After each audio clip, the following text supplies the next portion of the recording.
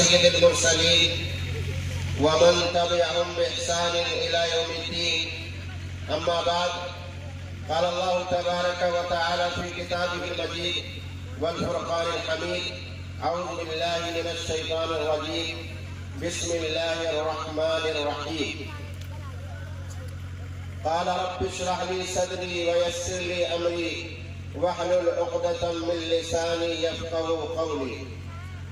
وقال تعالى: إني نذرت لك ما في بطني محررا. صدق الله العظيم. وقال النبي صلى الله عليه وسلم: إنما بعثت معلما، أو كما قال صلی اللہ علیہ وسلم. میرے محترم اور معزز اسٹیج پر رونق اور جلوہ افروز علماء کرام، حفاظ اعظام اور گردہ کھیڑی اور اطراف سے آئے ہوئے تمام ہمارے ملت کے نوجوان اور عزیز ساتھیوں اور پردہ نشین اور بہنوں، وقت کافی ہو چکا ہے اور تمام ساتھیوں کی بے چینی بھی دیکھی جا رہی ہے. میں انشاءاللہ زیادہ وقت نہیں لوں گا. درخواست یہ ہے کہ ایک مرتبہ تمام ہی حضرات دل کی گہرائیوں سے، محبت سے اور اخلاص سے، جذبات سے، الفت میں، محبت میں درود پاک پڑھیں. اللہم صلی علی سیدنا مولانا محمد وبارک وسلم. میرے بھائی، دوستوں، بزرگوں، دعا ہوگی آپ کے ساتھ ہوں. میں سب سے پہلے جب یہاں حاضری ہوئی تو بڑی خوشی ہوئی، اور مزید یہ کہ آپ کے یہاں پروگرام میں آنے کے بعد مزید جو ہے خوش ہوئی ہے. اور دل کی گہرائیوں سے میں تمامی حضرات کو مبارکباد دیتا ہوں، کیونکہ 26 تاریخ کو میں راجستھان میں تھا، سوائے مادھو پور، وہاں سے 80 کلومیٹر گنگا پور سٹی ہے، ختم بخاری کا پروگرام تھا. اس کے بعد 29 تاریخ کو قروائی کے اندر پروگرام تھا، اور 3 تاریخ کو آپ کے یہاں پروگرام ہے. اور مدارس کے اندر میرا جانا ہوتا ہے، بڑے بڑے دارالعلوم کا دورہ ہوتا ہے، الحمدللہ جانا ہوتا ہے. وہاں پر دیکھتا ہوں میں آپ کا پروگرام یہاں کا بہت ہی، کوئی اس میں حقیقت جو ہے وہ بیان کر رہا ہوں. میں اس مناسبت سے نہیں کہ مفتی عبدالحسین صاحب میں مجھ سے تعلق رکھتے ہیں اس لیے میں بیان کر رہا ہوں. اللہ شاہد ہے، خدا کی خدائی گواہ ہے، زمین و آسمان گواہ ہے کہ اللہ کو میں شاہد بنا کر یہ کہہ رہا ہوں. اور میں قسم کھا کے کہوں تو میں حانث نہیں ہوں گا کہ آپ کے یہاں جو چھوٹے چھوٹے بچوں میں دیکھا میں نے بالکل بے جھجک جو پروگرام پیش کیا ہے، بڑے بڑے دارالعلوم میں اچھے اچھے بچے جو ہیں ڈگمگانے لگتے ہیں، لیکن ان کی تیاری کو دیکھ کر میں حیرت زدہ ہوں اور تعجب کر رہا تھا کہ کس طریقے سے ان بچیوں اور بچوں کی تیاری کی گئی ہے. اور میں یہ شعر کہنے پر آپ کے سامنے مجبور ہوں کہ میری زندگی کا مقصد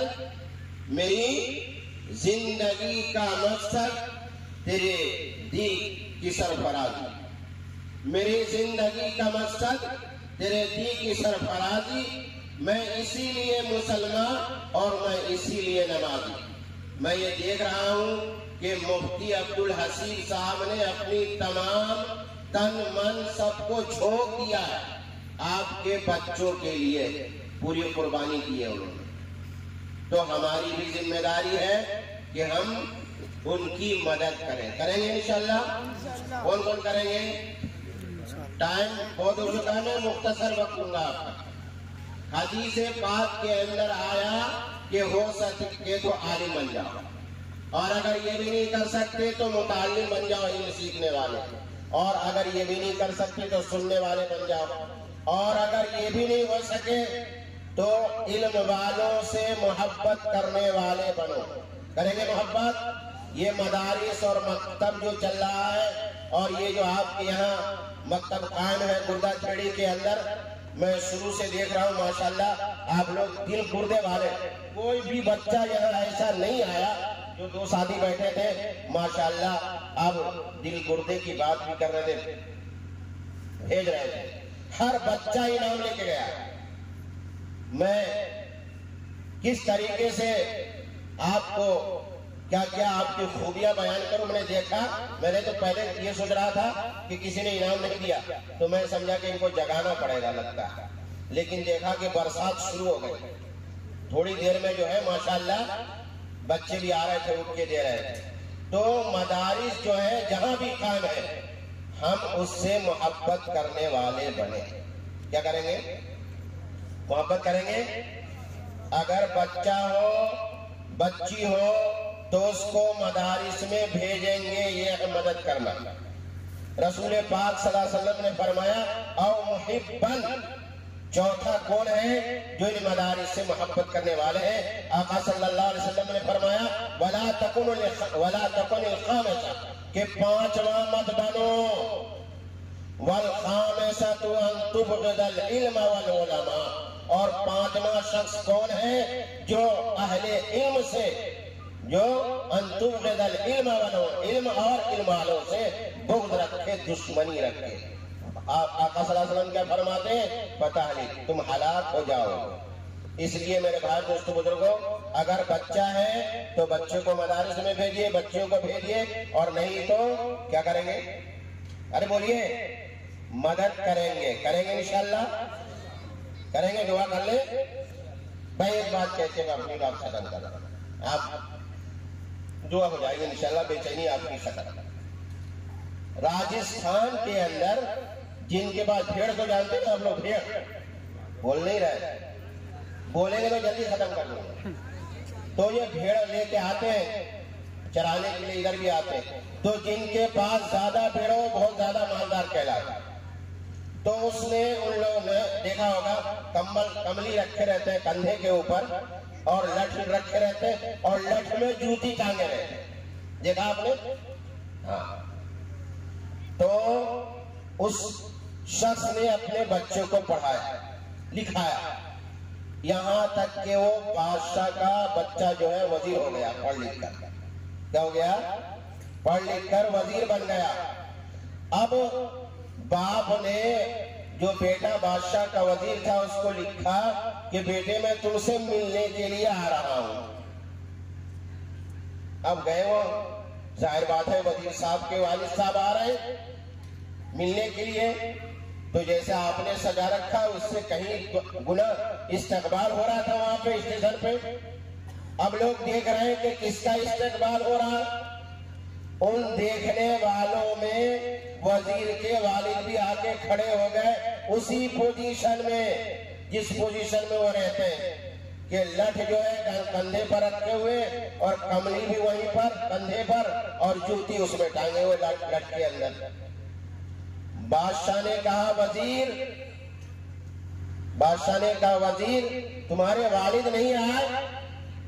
تو کہا کہ بادشاہ سلامت، یہ کھڑے تو ہیں، والد صاحب تماشائی بن کے یہ بھی دیکھ رہے ہیں، جبکہ انہی کا استقبال ہو رہا تھا۔